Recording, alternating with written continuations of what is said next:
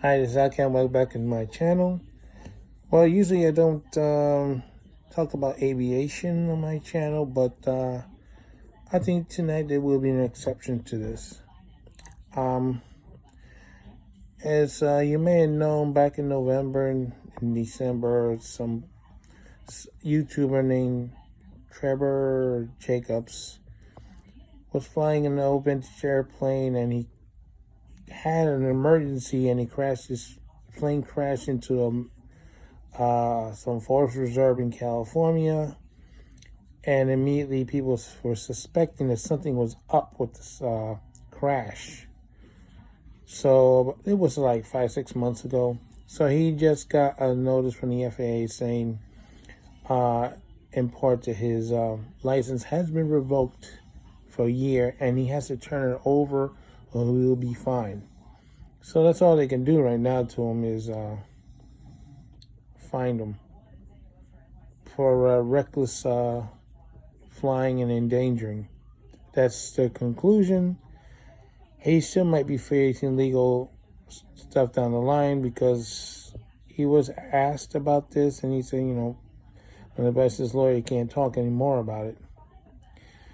But he had to videotape the whole thing, and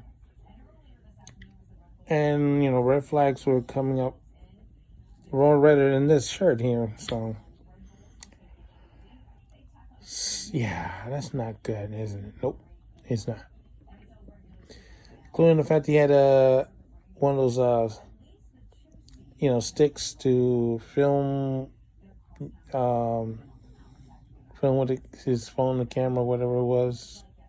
If you have an emergency, you don't have the parachute on your back already, and you don't have a camera stick. I don't forget what it's called, selfie stick. Filming yourself coming out of the plane.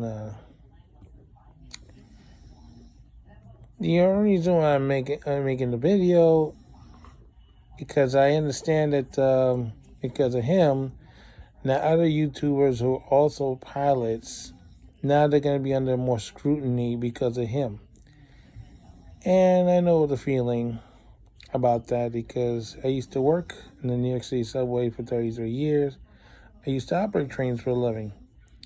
And it's not great when people in my field screw up, now either on purpose or deliberately screw up and do stupid stuff that brings unnecessary attention to the rest of us. Like had a train operator, he was texting on the 7 line, on Flushing line somewhere in Queens, and he got busted. That was not good. Luckily, he didn't get into any trouble, running a red signal or running over somebody or anything like that. He still got punished, but others are not as fortunate. You have people who are texting and driving trains and operating trains, and they ended up in crashes. Some minor, like in Boston, guy operating the Green Line trolley smacked into another trolley. Minor injuries and stuff. No big deal. But then you got guys who are operating a commuter train in Los Angeles, texting, not paying attention where he was going. And while he was texting, he ran through a red signal, ran through a switch that wasn't set for him. And after he sent the send button, he looks up and he sees a Union Pacific train heading in his direction. And that accident caused millions of dollars in damages and not only killed them, that engineer, the commuter train, but the people in the first car didn't have a chance.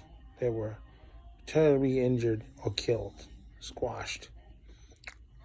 When that Union Pacific freight train smacked into that locomotive, the commuter train ran right into the first car. That's why I don't buy the first car on a commuter train. There's a diesel in front. Right, the second car. So it's a sad fact. So the thing is, to Trevor, Jacob, that was stupid. Absolutely stupid. I hope you learned a valuable lesson not to do something like this again. Because if you get your license back, do this again, I expect them to put the handcuffs on you. You embarrassed a lot of YouTube pilots. So maybe you'll see this video, maybe you don't, but other people will see it and say, well, what a jerk. Because that's what they're going to think of you from now on.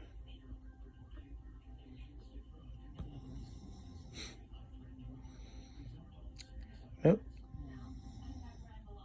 And of course, 14th Street Union Square.